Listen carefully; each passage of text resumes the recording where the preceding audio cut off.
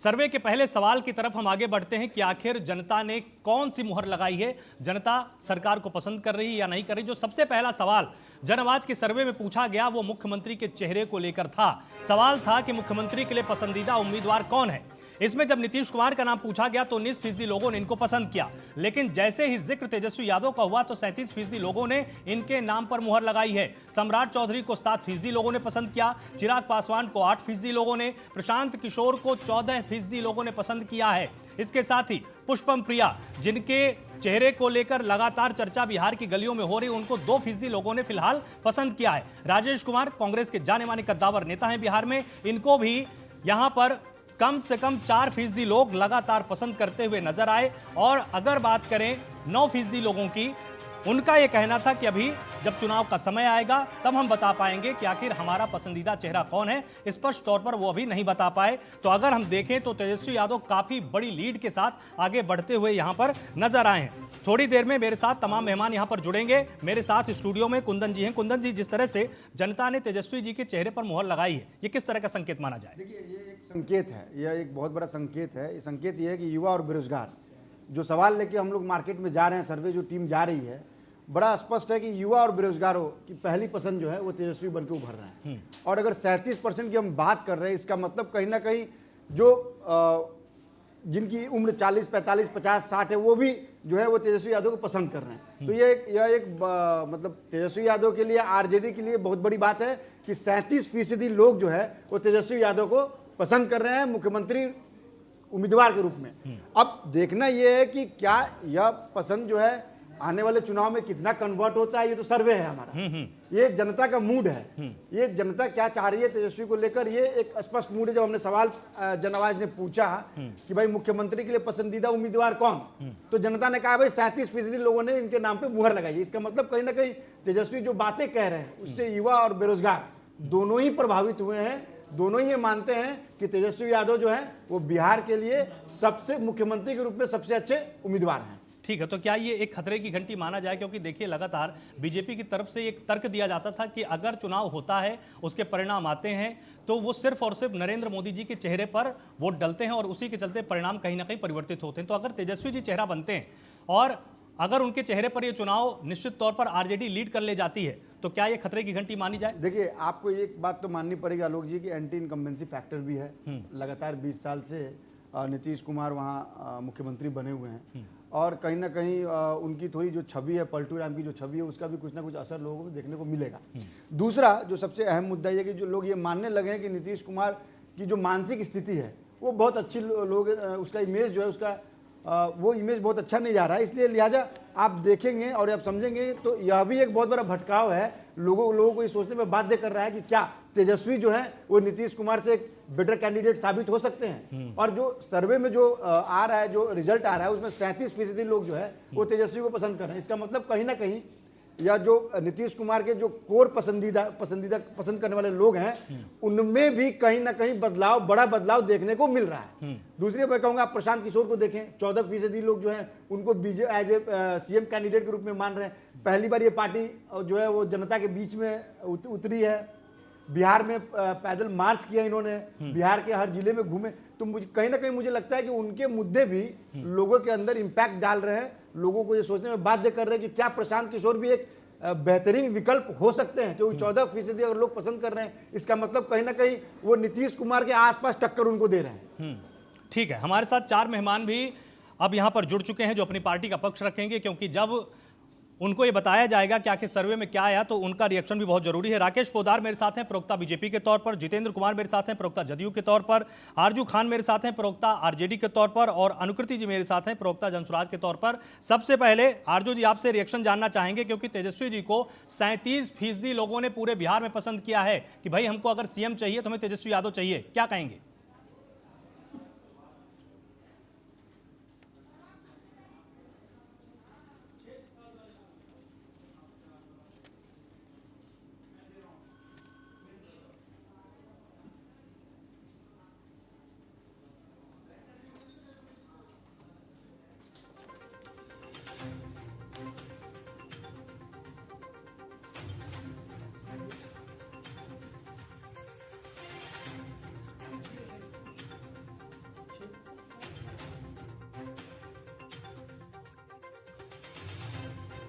हमारे साथ यहाँ पर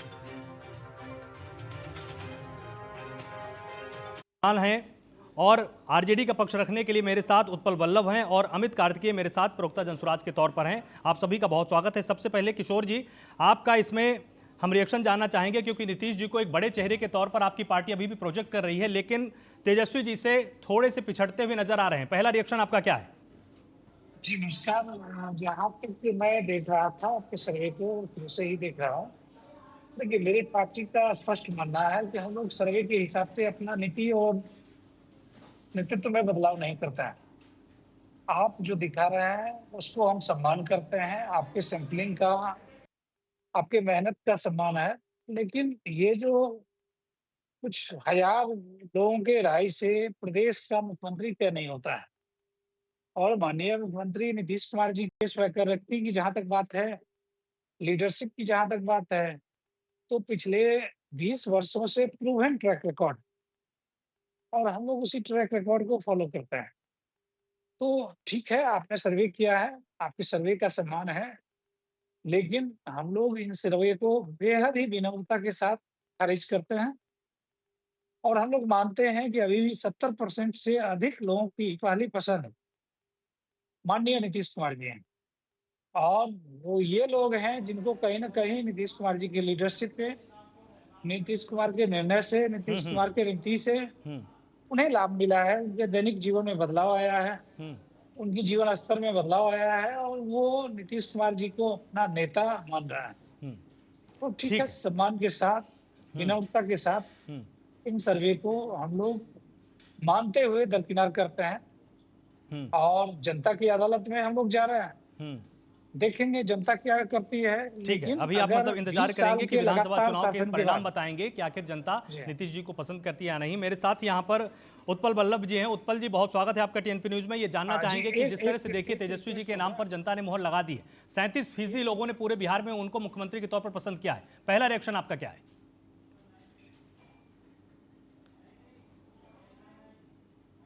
बिहार की जनता जो है, सबसे पहले हम लोग की जो डबल इंजन की सरकार है, जो एनडीए की सरकार है, उसके परफॉर्मेंस से पूरी तरह से नाखुश है। दूसरी तरफ से जिस तरह से तेजस्वी जी को जब छोटा सा ही मौका मिला और सरकार में रहते हुए बिहार की जो उन्होंने तरक्की और उन्नति के लिए, बिहार वासियों के लिए, विशेष तौर से युवाओं के लिए रोजगार, महिला सुरक्षा, स्वास्थ्य के क्षेत्र में और बहुत सारी ऐसी योजनाओं को परिचित कराया बिहार से, जैसे मेडल लाओ और नौकरी पाओ, और जो पेंशन बढ़ाने की बात है, ये तमाम चीज, युवा आयोग की गठन की बात जो किया उन्होंने, तो ये एक दृष्टिकोण दिखा बिहार के लोगों में और एक आशा और उम्मीद जगी। इसका ये प्रतिफल है जो आप आज दिखा रहे हैं। दूसरी तरफ जो अभी सरकार है वो पूरी तरह से विफल सरकार है, चाहे वो लॉ एंड ऑर्डर के मामला में हो, चाहे भ्रष्टाचार के मामला में। देख लीजिए किस तरह से ये भ्रष्टाचार उजागर हो रहे हैं। 70,000 80,000 करोड़ के घोटाले सामने आ रहे हैं। आप देखिए, दलित उत्पीड़न, महिला उत्पीड़न चरम पर है, स्वास्थ्य व्यवस्था जो है पूरी तरह से लचर है और दिन दहाड़े गोलियां चल रही है कि रोज नित्य हत्या हो रहे हैं यहाँ पे। तो ये सारी चीजें बिहार के लोग देख रहे हैं और उस पर सरकार का जवाबदेही भी नहीं है। जैसे अकाउंटेबिलिटी तो होना चाहिए ना, जो हो रहा है, दिख रहा है, उस पर सरकार जवाब क्या देती है। जो जिम्मेवार पद पर बैठे, पुलिस महकमे के सबसे ऊंचे पद पर बैठे लोग हैं, वो कहते हैं कि किसान मानसून के समय में खाली रहते हैं, व्यर्थ बैठे रहते हैं, कोई काम नहीं रहता है, इसलिए वो लोग हत्या करते हैं। बताइए कितना ये बेशर्मी और गैर जिम्मेदाराना बयान है कि किसान हत्यारा होता है। बताइए, बिहार का किसान हत्यारा है? उसके अलावा आप देख लीजिए, स्वास्थ्य का मामला हो, पूरी तरह से विफल है, कहीं भी स्वास्थ्य सेवा नहीं है, लचर है स्वास्थ्य सेवा। और आप देख लीजिए कि नौकरी के मामले में जो हम लोगों ने विजन दिया, नौकरियां दी, उसके बाद सृजित पद पे जो इन लोगों को मौका मिला फिर से काम करने का, तो उसमें पेपर लीक जैसे मामला आया। तो तमाम मोर्चा पे ये सरकार विफल है और तेजस्वी जी जो मार्गदर्शन दिए उसको ये नकल भी कर रहे हैं, तो पूरी तरह से अकल लगा के कर नहीं रहे हैं। हम लोगों ने सामाजिक सुरक्षा पेंशन के तहत में ये 1500 करने की बात की है, तो ये 1100 पीछे पीछे कर लिए। युवा आयोग की गठन की बात की है, तो युवा आयोग का गठन ये किए, लेकिन युवा आयोग गठन करके किस तरह से इनका क्या झलक रहेगा, कोई रोड मैप तो है नहीं। इसलिए बिहार की जनता जो है ना, इन पे पूरी तरह से इनके विश्वास उठ चुका है इस सरकार से पूरी तरह से विश्वास उठ चुका है। और नीतीश कुमार जी को पिछले कुछ महीने क्या मैं वर्षों से देख रहा हूं, बिहार की जनता भी देख रही है कि चाहे बिहार का ज्वलंत मुद्दा हो, सदन में वो गर्मा गर्म बहस हो महत्वपूर्ण बिंदु पे, और नीतीश कुमार एकदम विक्षिप्त स्थिति में रहते हैं, उनको कोई मतलब नहीं रहता है, किसी तरह का कोई रिएक्शन नहीं होता है, और एक अटक सा गई है उनकी बात। 2005 के पहले कुछ था जी, कोई महिला कपड़ा पहनती थी जी, अब ये सब बात जो करते हैं, ये तो बिहार के लोग देख रहे हैं ना कि क्या स्थिति है। पूरे तरह से नेतृत्व विहीन बिहार हो चुका है, मुखिया विहीन बिहार हो चुका है। बिहार जो है ना पूरी तरह से भगवान भरोसे छोड़ दिया गया है। अगर छोटा छोटा बोलेंगे तो सबकी बात आ पाएगी। मेरे साथ अमित कार्तिकेय भी यहां पर जुड़े हुए। अमित जी, अब आपसे जानना चाहेंगे कि जिस तरह से प्रशांत किशोर जी को 14% लोगों ने पसंद किया है पूरे बिहार में, आपको लगता है कि समय के साथ ये ग्राफ और भी ऊपर जा सकता है? निश्चित तौर पे हम लोगों ने जब उपचुनाव लड़ा था तो 10% जनता का प्रेम मिला था उपचुनाव में, और अभी आप ही का सर्वे दिखा रहा है कि 14% लोग चाहते हैं कि प्रशांत किशोर जो है वो मुख्यमंत्री बने। तो ये ग्राफ बढ़ रहा है। जहां तक हमारी लड़ाई है वो शिक्षा और रोजगार पे है। ये शिक्षा और रोजगार पे इससे पहले जब जदयू और आरजेडी के कोलैबोरेशन की सरकार थी तो उन्होंने कहा था कि डोमिसाइल लागू होना चाहिए, और आपने बिहार बेरोजगारी पे सबसे नीचे होने के उपरांत भी आपने यूपी और एमपी के बच्चों को यहाँ नौकरी दी डोमिसाइल लागू होने के बाद। उसके बाद तेजस्वी यादव कहते हैं, अब जब सत्ता से दूर हो गए हैं तब कहते हैं कि नहीं डोमिसाइल लागू नहीं होंगे। तेजस्वी यादव और आरजेडी ये पहले तय कर ले कि डोमिसाइल होना चाहिए या नहीं होना चाहिए। द्वंद्व की स्थिति में जनता को नहीं डाले, वरना जनता 2025 में ये फैसला करेगी। तेजस्वी जी ने उठाया ये इसीलिए इनको कहा जाता है कि ये जो है ना ये बी टीम के तौर पे काम करने चले आए यहाँ पे। सवाल सत्ता से होना चाहिए, और जो ये सवाल उठा रहे हैं पूरी तरह से झूठ है। डोमिसाइल के मुद्दा को तेजस्वी जी ने, युवा आयोग और डोमिसाइल की मुद्दा को तेजस्वी जी ने पूरी प्रखरता से उठाया है। उत्पल जी आऊंगा भाई, आऊंगा। डिबेट नहीं है आज। कारनामों पे पर्दा झाँकने के लिए। उत्पल जी 9 सवाल हैं, सब में सभी का रिएक्शन चाहिए। उत्पल जी थोड़ी देर रुकिए। चाय पिलाने अच्छा ठीक है उत्पल जी, बस हो गया। डिबेट नहीं है आज, डिबेट नहीं है उत्पल जी, आज डिबेट नहीं है। बस अपना अपना पक्ष रखिए, एक दूसरे को क्रॉस ओवर नहीं करना है। रुकिए, बोलिए अमित जी बोलिए। बातों को धैर्य से सुनना चाहिए। मैंने उनकी बातों को बहुत धैर्य से हाँ ठीक है, अब आप अपनी बात धैर्य से अब आप बोलिए ना एक बार। देने के लिए वो स्वतंत्र होंगे। हाँ ठीक है, बोलिए अब आप अपनी बात बोलिए भाई। हाँ, तो मैं वही कह रहा था कि जनता इस द्वंद में नहीं आएगी। हम रोजगार की बात करें, आप पिछले 35 सालों में दोनों सरकारों ने मिलकर जो नहीं किया वो चरवाहा विद्यालय से खिचड़ी विद्यालय तक आए, और हम अब नवोदय और नेतरहाट विद्यालय की कल्पना कर रहे हैं। हम एमएसएमई की माइक्रो स्मॉल मीडियम एंटरप्राइजेस उद्योगों की जाल बिछाने की बात कर रहे हैं। हम इसी बात पे बिहार में लड़ाई लड़ रहे हैं कि यहाँ के नवयुवक 10 और 12 हजार के लिए दिल्ली पंजाब नहीं जाएंगे, यही नौकरी मिलेगी। इसकी लड़ाई लड़ रही है। ये 14% से बढ़ के 24 भी होगा और 34 भी होगा। चलिए ठीक है, हमारे साथ सर्वे एक्सपर्ट अमित कुमार भी यहाँ पर जुड़े हुए हैं। अमित जी, अब आपसे समझना चाहेंगे, जब ये पहला सवाल जनता से पूछा गया तो जनता का रिएक्शन क्या रहा, और क्या ऐसे फैक्टर लोगों ने बताए आपकी टीम को कि जिससे तेजस्वी यादव को ही सबसे ज्यादा लोगों ने पसंद किया है? देखिए आलोक, मैं बताना चाहूंगा कि जब हम लोग की टीम ने जो है 9 प्रमंडल और करीब 38 डिस्ट्रिक्ट के करीब 242-43 विधानसभाओं तक पहुंची है, क्योंकि एसआईआर के बाद एक बहुत बड़ा मुद्दा था कि एसआईआर से लाभ किसको होगा, बहुत सारी चीजें थी। तो मई में हमने एक सर्वे किया था हम लोगों ने, और जिसको कि जून में दिखाया था। उसके बाद हम लोगों ने जब एसआईआर का मुद्दा आया तो हम लोगों ने सोचा कि जनता के बीच में फिर से जाए और इसमें कितना परिवर्तन होता है इसको देखें। एक बात इस बार देखने को आई कि देखिए नीतीश कुमार जी के उसमें मुख्यमंत्री के उम्मीदवारी में जो है पसंदीदा में बहुत कम नफा नुकसान हुआ है, लेकिन सबसे ज्यादा जिसको फायदा हुआ है वो प्रशांत किशोर जी को हुआ है। क्योंकि पहली बार जब हम लोगों ने सर्वे दिखाया था तो प्रशांत किशोर जी लगभग 9.5%, 10% लोगों की पसंद थे, और इस बार अब वो मुख्यमंत्री के लिए 14% लोगों की पसंद हुई। उसके कई कारण है। उसके कारण यह है कि प्रशांत किशोर जिस तरह से सत्ता पक्ष की चीजों को उजागर कर रहे हैं और जिस तरह से वो धुआंधार अपने रैलियां कर रहे हैं, तो उसका कहीं ना कहीं दिन और जनता में इम्पैक्ट पड़ता है। और देखिए मुख्यमंत्री की पसंद जनता जो है बदलती रहती है, अभी जनता को कुछ उनको उम्मीद दिखी उनमें तो उनका पड़ गया। लेकिन एक बात ये भी नोट करने वाली है आलोक जी कि जो तेजस्वी यादव का ग्राफ है वो कंटिन्यूअस जो है सस्टेन कर रहा है। यानी आज भी लोगों को ये भी मानना है, फील्ड में जाते हैं जब लोग, तो लोगों के मन में एक बात है कि हम एक मौका जरूर तेजस्वी को दें, क्योंकि तेजस्वी के साथ 2 बार हुआ। पहली बार जब 2015 में चुनाव लड़े, महागठबंधन बना करके, उसके बाद कुछ दिन सरकार चला, फिर नीतीश कुमार जी एनडीए में वापस चले गए, तो कुछ दिन के लिए उप मुख्यमंत्री बने, उस समय काम करने का बहुत मौका नहीं मिला। फिर दोबारा 2020 के चुनाव में भी वो 12-15 हजार वोटों से दूरी में रह गए और सत्ता उनके हाथ में नहीं आई। तो जनता और 17 महीने फिर उसके बाद नीतीश जी आए, इधर तो सरकार चलाए, तो कहीं ना कहीं 17 महीने की सरकार में जो युवाओं में एक उम्मीद जगी थी, तेजस्वी यादव आज भी देखिए महिलाओं की पहली पसंद हम अगर कहें तो नीतीश कुमार जी आज भी ट्रेंड करते हैं। लेकिन जो युवा महिलाएं हैं, जो युवा बेरोजगार है और जो मजदूर वर्ग है, और एक बार इस बार सर्वे में एक चीज और देखने को आया कि जो अति पिछड़ा वर्ग है उसमें भी कहीं ना कहीं तेजस्वी यादव उसके वोटों में भी सेंध लगाते हुए नजर आ रहे हैं। तो इससे क्या हो रहा है कि उनके ग्राफ कंटिन्यूअस सस्टेन कर रहा है। यदि कुछ पक्ष में उनका नुकसान हो रहा है तो कहीं पर बेनिफिट हो रहा है। तो आज भी वो अपने 37% जो पिछली बार हम लोगों ने दिखाया था लगभग 36%, तो उससे आधा % का उनमें इजाफा ही हुआ है।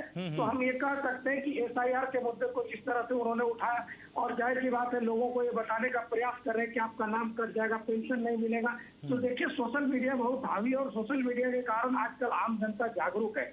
इस सर्वे में एक चीज और भी चौंकाने वाला, एक नया नाम खुल गया पुष्पम प्रिया का। पुष्पम प्रिया पिछले चुनाव में कुछ की भी दोनों सीटों से जमानत शायद उनका जब्त हो गया था, प्रदर्शन अच्छा नहीं कर पाई थी, लेकिन कुछ युवाओं ने उनके तरफ भी रुझान दिखाए। क्योंकि जब हम लोग दरभंगा बेल्ट, तिरहुत बेल्ट में जब सर्वे कर रहे थे, मधुबनी बेल्ट में जब लोगों ने से पूछा गया तो उन्होंने कहा नहीं पुष्पम प्रिया को भी इस बार हम देखेंगे। लेकिन पुष्पम प्रिया बहुत अधिक सस्टेनेबल कैंडिडेट नहीं लोगों को दिखी।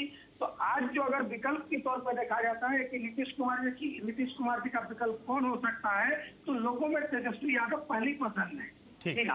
ठीक है, अब हम दूसरे सवाल की तरफ एक बार आगे बढ़ते हैं। जब जनआवाज की टीम ने बिहार की जनता से ये सवाल पूछा कि आखिर 2025 के विधानसभा चुनाव में सबसे अहम चुनावी मुद्दा क्या है, इस पर जब जनता की राय जानने की कोशिश की तो आखिर जनता ने क्या कहा वो आपको एक बार बता देते हैं। बेरोजगारी पर 45% लोगों ने मुहर लगाई कि भाई हमारा इस बार का मुद्दा बेरोजगारी रहने वाला है। 11% लोगों ने कहा कि कानून व्यवस्था पर बात होगी क्योंकि लगातार अपराध बढ़ता चला जा रहा है। महंगाई पर 10% लोगों ने मुहर लगाई कि महंगाई एक अहम मुद्दा है, इस पर इस बार मतदान होकर रहेगा। लेकिन पलायन को लेकर, दूसरी जगह नौकरी करने को लेकर भी 23% लोगों ने मुहर लगाई है कि भाई ये भी एक अहम मुद्दा है और इस बार बिहार विधानसभा चुनाव में इस पर मतदान होने वाला है। भ्रष्टाचार को लेकर जब सवाल पूछा गया तो 11% लोगों ने इसको अहम मुद्दा माना है। लेकिन जो सबसे बड़ा मुद्दा बेरोजगारी का सामने आया उस पर ही ज्यादातर लोगों का ध्यान गया है। मेरे साथ कुंदन जी स्टूडियो में हैं। कुंदन जी, जिस तरह से बेरोजगारी पर देखिए, अभी आप थोड़ी देर पहले यही बात बोल रहे थे कि बेरोजगारी और पलायन मुख्य मुद्दा इस बार होने वाला है और जनआवाज के सर्वे में भी जनता ने भी इन्हीं मुद्दों पर मुहर लगाई है। और देखिए आलोक जी, सबसे चौंकाने वाली बात यह है कि जिस कानून व्यवस्था को लेकर विपक्ष लगातार सरकार पर वहाँ हमलावर है, जब जनआवाज की टीम ने इस पर सवाल पूछा तो मात्र 11% लोगों ने कहा कि हाँ वो इससे प्रभावित हैं या इसको लेकर उनकी एक अपनी राय बनी हुई है। भ्रष्टाचार भी मात्र 11% लोगों ने उसको लेकर अपना एक मिजाज बनाया कि वोट देंगे ना देंगे, किसको देंगे, माने उनके जहन में ये बहुत बड़ा मुद्दा नहीं है। लेकिन आप देखिए बेरोजगारी और पलायन, ये दो बहुत बड़े मुद्दे हो गए हैं और इन दोनों मुद्दों को प्रशांत किशोर ने बहुत तेजी से उठाया है। वहाँ पे कहीं ना कहीं तेजस्वी यादव भी लगातार इस मुद्दे को लगातार उठाते रहे। पिछले चुनाव में भी उन्होंने बेरोजगारी और पलायन के मुद्दे को उठाया था। प्रशांत किशोर लगातार ये कहते आ रहे हैं कि वो पलायन को लेकर उनके पास एक ठोस प्लान है। अभी हमारे साथ जो जन स्वराज पार्टी के प्रवक्ता वो ज़्यादा बताएंगे इसके ऊपर उनकी सोच क्या है, उनकी प्लानिंग क्या है। लेकिन जो आम लोगों की जो भावना है, जो लोगों के मन में है, वो साफ है कि बेरोजगारी और पलायन को एक बहुत बड़ा मुद्दा मान रहे हैं और आने वाले चुनाव में इसका असर बिल्कुल दिखेगा। चाहे वो आरजेडी हो, चाहे वो जेडीयू हो, चाहे बीजेपी हो, कांग्रेस हो, जन स्वराज पार्टी, सबके लिए ये मुद्दा बहुत बड़ा मुद्दा बन गया है। आलोक जी, भूपेन जी मेरे साथ हैं। भूपेन जी, बहुत स्वागत है आपका टीएनपी न्यूज में। जिस तरह से देखिए लगातार केंद्र सरकार की तरफ से दावा किया जाता है कि बेरोजगारी को लेकर हमने बहुत सारी स्कीम्स चलाई, बेरोजगारी को हमने कम कर दिया है, रोजगार के अवसर उपलब्ध कराए हैं, लेकिन 45% लोगों का बिहार में मानना है कि भाई इस बार का मुख्य चुनावी मुद्दा बेरोजगारी रहेगा। क्या कहेंगे आप?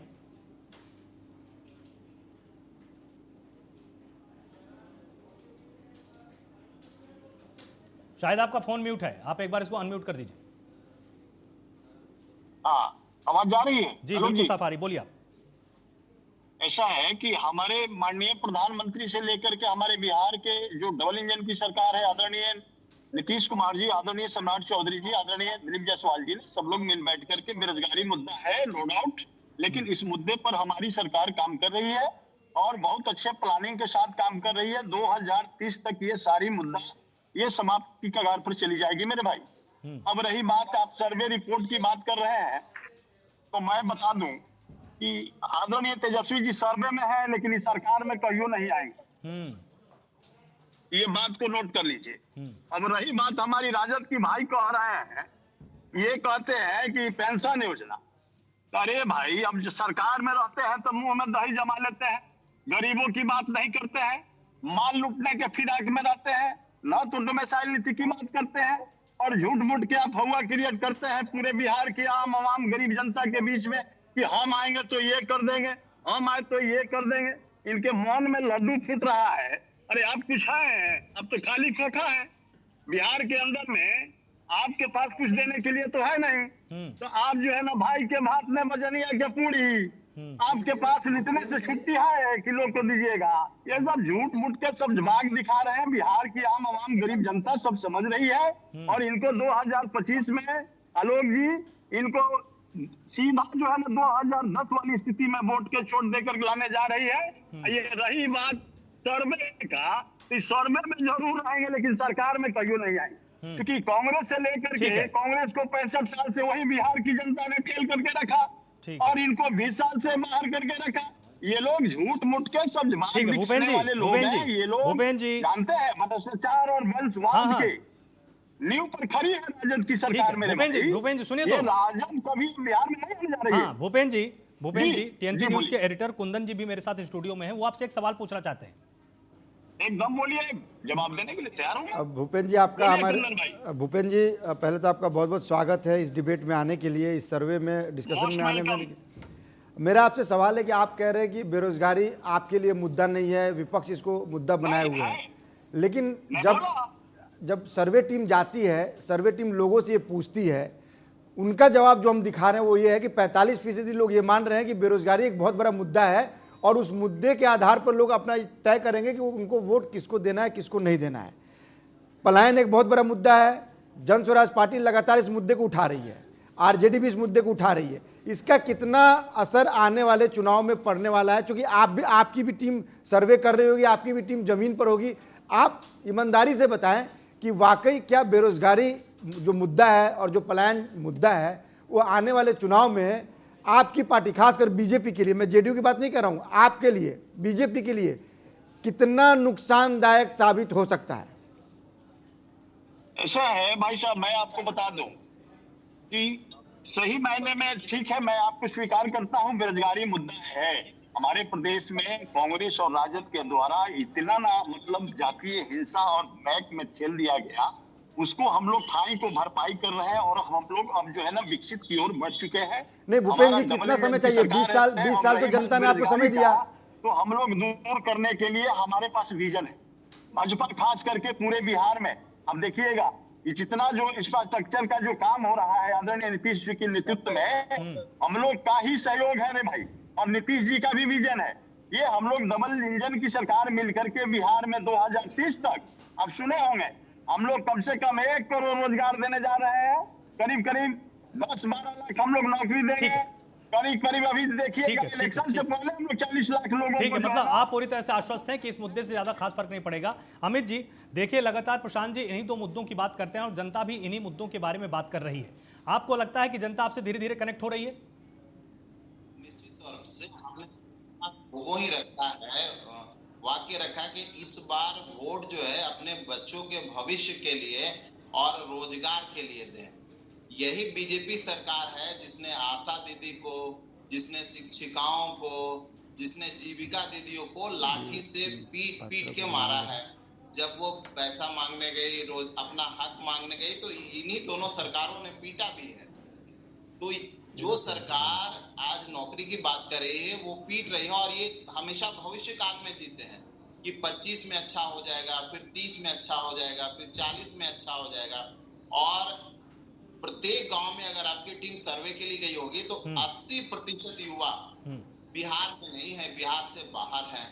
अगर ये रोजगार नहीं है, बेरोजगारी नहीं है, अगर ये पलायन नहीं है, तो हमारे साथी बताएंगे इसको कैसे डिफाइन करेंगे। और हम निश्चित तौर पे गुणवत्तापूर्ण शिक्षा और रोजगार की लड़ाई लड़े हैं। इनके द्वारा बहाल जो शिक्षक हैं, बीपीएससी से जो बहाल शिक्षक हैं, उनसे जब पूछा जाता है कि 2 जोड़ 2 भागा 2 कितना होता है, तो वो नहीं बता पा रहे हैं। अगर ऐसी गुणवत्ता वाले शिक्षक बिहार के स्कूलों में पढ़ाएंगे तो बिहार के बच्चों का भविष्य कैसा होगा।